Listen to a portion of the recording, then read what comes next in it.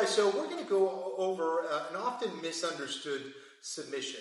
Whether you're watching the UFC, watching a jiu-jitsu tournament, this is one of those moves that I think that people think just because you're squeezing hard or because you have a certain grip on the neck and arm that you're going to be able to finish it. But the reality is that if you don't know exactly what you're doing and how to take up that space to finish an arm triangle or Kata-Gatame, it can be very, very difficult. And a lot of times I find that, you know, if you're big and strong, you like big muscles, big shoulders especially, that can actually be the biggest impediment to actually finishing the arm triangle. So let's talk about this a little bit. Josh, come here for a second. So what I want to do, anytime we get in this position, whether I'm in half guard, I'm in mount, I'm in side control, how I finish this is going to be super important. First of all, when I get this arm in place, right, I want to make sure that I'm keeping my chest and shoulder behind that tricep. Okay? If I'm like leaning, trying to go this way and then turn the corner, this is where you can kind of get your elbow, like put your elbow over your head, yeah, and kind of sneak it out, back it around, and then you can kind of lose that connection a little bit. So you want to be very precise with how you put your weight down, okay? So as I'm putting my weight down, I'm actually making sure my shoulder and my chest is trapping that tricep so he cannot pull it out of the way. Even this alone is kind of choking you a little bit, right? It's a lot of pressure, sorry. So as I'm here, I want to make sure I'm keeping that pressure consistent. I don't want to relent with this pressure. I want to be precise and unrelenting. So as I'm here, I have this pressure. Now, this is where I want to walk up my hand away from him. And the reason I'm doing this is I want to take away that space. Okay, so where my arm bends, okay, I want to make sure that his neck is pressed up against that space. Okay, so here I'm going to show you, open your neck just a little bit, put that arm across. I'm going to get on side control, okay? From here, I can squeeze a lot, and it's going to be uncomfortable for Josh, but I'm never going to put him out or get him to tap because there's always going to be a little bit of space in that little bend of the arm. So when I'm finishing this, I want to walk that space away. I'm going to walk, and I can kind of keep that pressure forward. I can push his head. I'm going to walk that hand all the way until this arm has nowhere to go. I want to make sure, and it's going to take a little bit to get the sensitivity, but I want to make sure that there's connection between the bend of the arm and his neck. Not a little bit, like if I can get a finger in there, that might be enough with a tough guy to not get the tap. So I want to make sure that there's no finger, there's no two finger, there's nothing that can kind of get through there. And I'm going to walk this until I run into that wall of the neck. And you know you're doing it right when you can do it with one hand. So I'm going to walk it, but look what's going to happen. My shoulder is going to kind of be in the way. Drop your chin down. My shoulder is going to be in the way, and every time I go to squeeze, my shoulder presses down on his chin, and it creates a lot of discomfort on his chin and in his jaw and stuff like that, but I'm not going to get the tap, okay? There's a lot of tough guys out there that have no problem maybe even letting their jaw dislocate or whatever, but they're not going to tap, especially like, let's say, an MMA fight or whatever, or the finals of the world championships, right? There's going to be some people that aren't going to be willing to tap. I need to get a proper choke. I need to get that proper connection. So I want to drop, right now my shoulder's in the way. It's going to running into his chin. I'm going to keep my chest pressure, but I'm going to lower my shoulder out of the way, and I'm going to walk my hand like away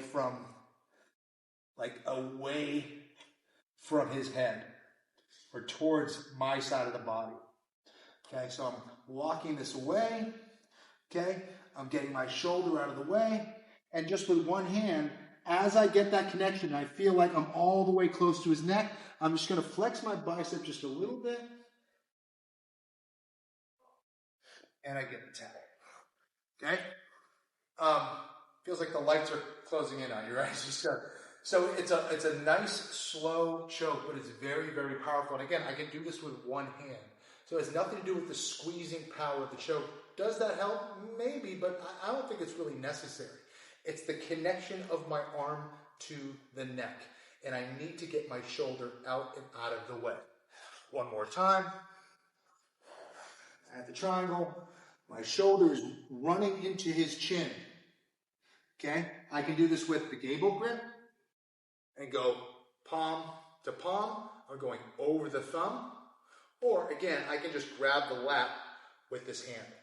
Okay? I like turning this hand down, right? Actually, well, I guess this hand's going to go down. This hand is going to turn up. Okay, almost like I'm flexing my bicep like here, like for a muscle pose, right? This is coming up and I'm driving this bend of the arm as close to the neck as possible, palm to palm, or grabbing the lat on this side or the shoulder, eating up that space, flexing my bicep, and I get the tap. Again, contact between the bend of the arm and the neck needs to be present. Okay.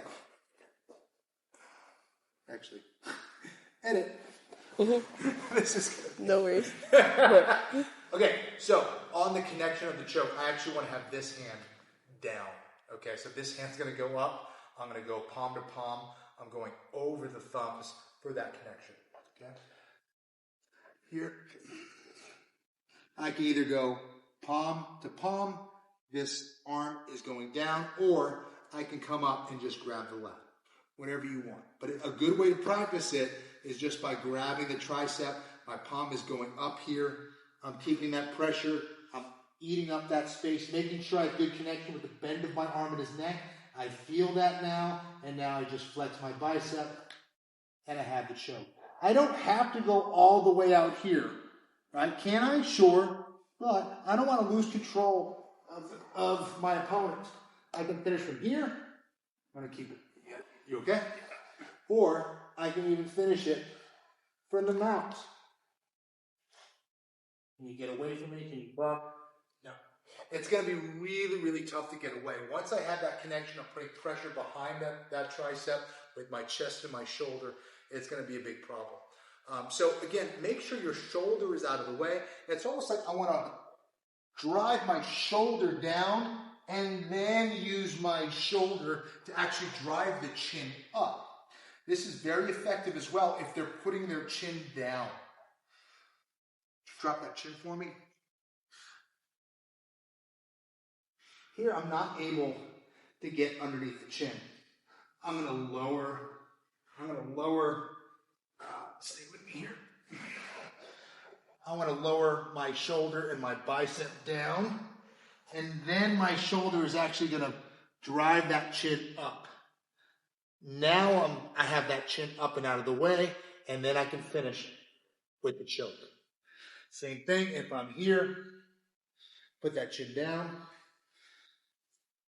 I'm getting that shoulder down this way. I'm driving now, I'm getting that chin down, and I'll wiggle it down and away from his chin. Then I have the palm to palm. I'm eating up that space. Little bicep squeeze or flex, and I get the tap. Okay, so a lot of nuance to this choke. It's not about just getting the arm across and just squeezing the heck out of the neck. That is not going to be enough. A lot of people get excited, like, oh, he's squeezing, he's going to finish it. No, that's not what does it. I need to have the chin out of the way. I need to have my shoulder out of the way. And I can also use my shoulder as a mechanism.